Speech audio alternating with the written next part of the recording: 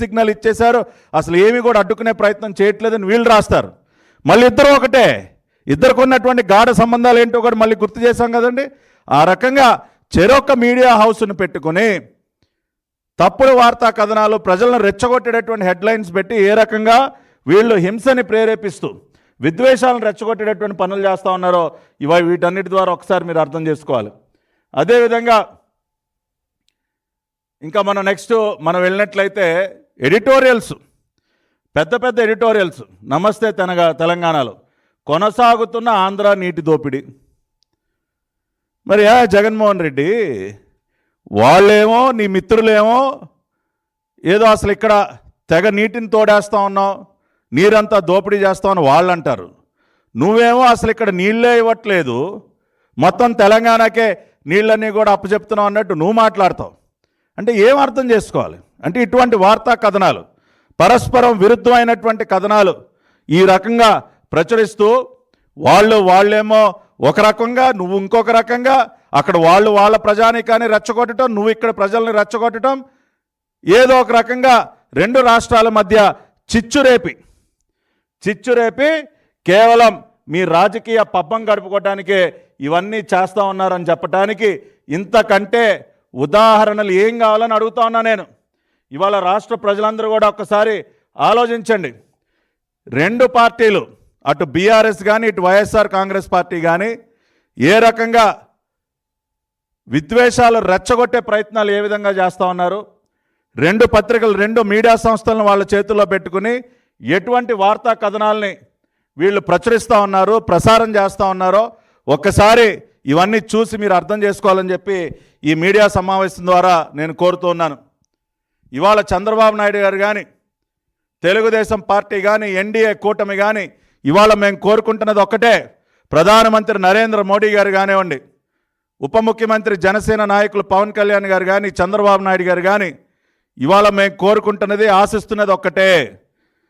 ఎటువంటి వివాదాలకి తావు లేకుండా రెండు రాష్ట్రాలు కలిసి కూర్చుని మాట్లాడుకుని, గతంలో ఏ విధంగా అయితే చంద్రబాబు నాయుడు గారు ముఖ్యమంత్రిగా ఉన్నటువంటి సమయంలో ఎటువంటి ఇబ్బందులు లేకుండా ఒక సామరస్యపూర్వకమైనటువంటి వాతావరణంలో అడుగులు ముందుకు వేశాము. ఈరోజు కూడా ఇవాళ రాయలసీమ ప్రాంతానికి నీటిని అందించడం కోసం అన్ని రకాలైనటువంటి ప్రయత్నాలు, తెలంగాణ ప్రజలని, తెలంగాణ రైతాంగాన్ని కలుపుకొని ముందుకు వెళ్ళాలన్నది మా ఆలోచన. కానీ ఆ రకమైనటువంటి పని జరగటం ఇష్టం లేనటువంటి వ్యక్తులు, ఇవాళ విద్వేషాలని రెచ్చగొట్టడంలో సిద్ధహస్తులైనటువంటి వ్యక్తులు ఇటువంటి వార్తా కథనాలని ప్రచురించి ప్రజల్ని రెచ్చగొట్టే ప్రయత్నం చేస్తూ ఉన్నారు. కాబట్టి ప్రజలందరూ కూడా దయచేసి వాళ్ళ కుట్రలను అర్థం చేసుకోండి, వాళ్ళ స్వార్థపు రాజకీయ ఎజెండాను అర్థం చేసుకోండి అని చెప్తా ఉన్నాం. అంతేకాకుండా ఇవాళ జగన్మోహన్ రెడ్డి గారిని ఇంకొక విషయం కూడా అడగాలి. రాయలసీమ ఎత్తిపోతల గురించి మాట్లాడుతూ ఉన్నారు. గతంలో రాయలసీమ ఎత్తిపోతల పథకానికి సంబంధించి ఎన్జిటి దాన్ని అడ్డుకున్నప్పుడు ఎందుకని దాన్ని క్లియర్ చేయించలేకపోయారు? 2020లోనే నేషనల్ గ్రీన్ ట్రిబ్యునల్ కొన్ని అంశాలను లేవనెత్తి ఆనాటి మీ ప్రభుత్వాన్ని ప్రశ్నిస్తే ఎందుకని వాటిని క్లియర్ చేయించలేకపోయారు? మీరు ఎన్జిటిలో ఫైల్ చేసినటువంటి అఫిడవిట్లు ఏంటి? మేము అసలు ప్రాజెక్టే నిర్మాణాన్నే మేము కొనసాగించట్లేదు, కేవలం డిపిఆర్ మాత్రమే తయారు చేస్తున్నాం. ఇంకొకసారి ఈ ప్రాజెక్టు కేవలం తాగునీటి అవసరాల కోసమే, వ్యవసాయ రంగానికి అది only for drinking water purpose. ఇంకోసారి ఈ రకమైనటువంటి అఫిడవిట్లు ఫైల్ చేసి ఏమాత్రం కూడా రాయలసీమ రైతాంగం యొక్క ప్రయోజనాల్ని పట్టించుకోకుండా దాదాపు 1000 కోట్ల రూపాయలు మీరు మీ దోపిడీ ముఠా మింగలేదా?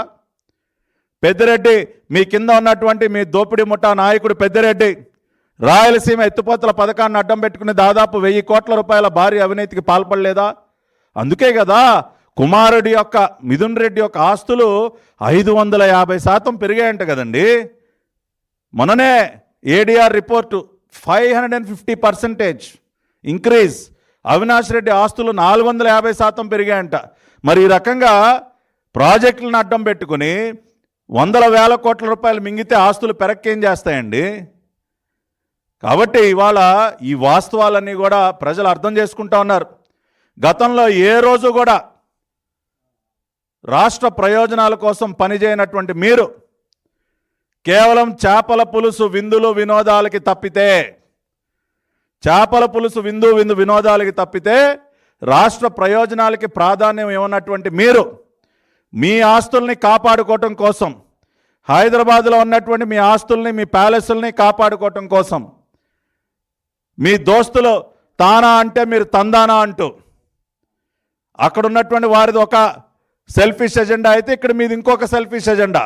ఇద్దరు తానా తందానా అనుకుంటూ అటు తెలంగాణ రాష్ట్రానికి కానీ ఇటు ఆంధ్ర రాష్ట్ర ప్రజల యొక్క ప్రయోజనాలు, రెండు రాష్ట్రాల యొక్క తెలుగు ప్రజల ప్రయోజనాలని పూర్తిగా పక్కన పెట్టి మీరిరువురు చేసినటువంటి కుట్రల వల్లే ఇవాళ ప్రజలు మీకు తగిన బుద్ధి చెప్పారు. ఇప్పటికీ కూడా మీ పరిస్థితులు, మీ పద్ధతులు మార్చుకోకుండా చేతిలో సొంత మీడియా హౌసులను పెట్టుకొని మీరు ఆడుతున్నటువంటి కుట్రలేంటో ఇవాళ ఈ మీడియా సమావేశం ద్వారా బహిర్గతం చేయటం జరిగింది. చాలా క్లియర్గా స్పష్టంగా ఆ హెడ్లైన్స్ అన్ని కూడా చూపించి మీ యొక్క కుట్రల్ని బహిర్గతం చేయటం జరిగింది. కాబట్టి ఇప్పటికైనా ఈ కుట్రలు మానుకోండి. మీరు ఇటువంటి తప్పుడు వార్తా కథనాలు, విద్వేషాలు రెచ్చగొట్టేటువంటి వార్తా కథనాలు రాయటం మానుకొని రెండు రాష్ట్రాల ప్రజలు ఒక సామరస్యపూర్వక వాతావరణంలో, హింసకు తావులేనటువంటి ఒక వాతావరణాన్ని సృష్టించి అందరూ బాగుండాలి. ఏ విధంగా అయితే చంద్రబాబు నాయుడు గారు అడుగులు ముందుకు వేస్తూ ఉన్నారో నిజమైనటువంటి స్టేట్స్మెన్ లాగా గౌరవ ప్రధాని నరేంద్ర మోడీ గారి సహకారంతో, పవన్ కళ్యాణ్ గారి సహకారంతో, చంద్రబాబు నాయుడు గారు, లోకేష్ గారు అవలంబిస్తున్నటువంటి విధానాన్ని చూసి నేర్చుకోండి. ఇప్పటికైనా మీ బుద్ధులు మార్చుకొని తెలుగువారు ఎక్కడున్నా సరే బాగుండాలి, రెండు రాష్ట్రాలు కలిసి ప్రయాణం చేయాలి, రెండు రాష్ట్రాలు కలిసి వృద్ధిలోకి రావాలి, అభివృద్ధి సాధించాలి, రెండు రాష్ట్రాల ప్రజలు సుఖ సంతోషాలతో ఉండాలని ఈ సంక్రాంతి పండుగ సందర్భంగా అయినా సరే మీ బుద్ధులు మార్చుకుని ఆ రకంగా ముందుకు వెళ్ళాలని చెప్పి వారందరికీ కూడా హితో పలుకుతూ ప్రజలందరినీ కూడా ఈ కుట్రలను అర్థం చేసుకుని ఇటువంటి కుట్రలు, ఇటువంటి రెచ్చగొట్టే వ్యాఖ్యలకి, ఇటువంటి రెచ్చగొట్టే వార్తలకి దయచేసి మీరు ప్రభావితం కావద్దండి అని చెప్పి మరొకసారి విజ్ఞప్తి చేసుకుంటూ మీ అందరి దగ్గర సెలవు తీసుకుంటూ అందరికీ హృదయపూర్వకంగానేవ్వండి. ఉప ముఖ్యమంత్రి జనసేన నాయకులు పవన్ కళ్యాణ్ గారు కానీ, చంద్రబాబు నాయుడు గారు కానీ ఇవాళ మేము కోరుకుంటున్నది, ఆశిస్తున్నది ఒక్కటే, ఎటువంటి వివాదాలకి తావు లేకుండా రెండు రాష్ట్రాలు కలిసి కూర్చొని మాట్లాడుకుని, గతంలో ఏ విధంగా అయితే చంద్రబాబు నాయుడు గారు ముఖ్యమంత్రిగా ఉన్నటువంటి, అందరికీ నమస్కారం. ఈ రోజున ఈ మీడియా సమావేశం ద్వారా ఉభయ తెలుగు రాష్ట్రాల్లో ఉన్నటువంటి కొంతమంది స్వార్థపరులైనటువంటి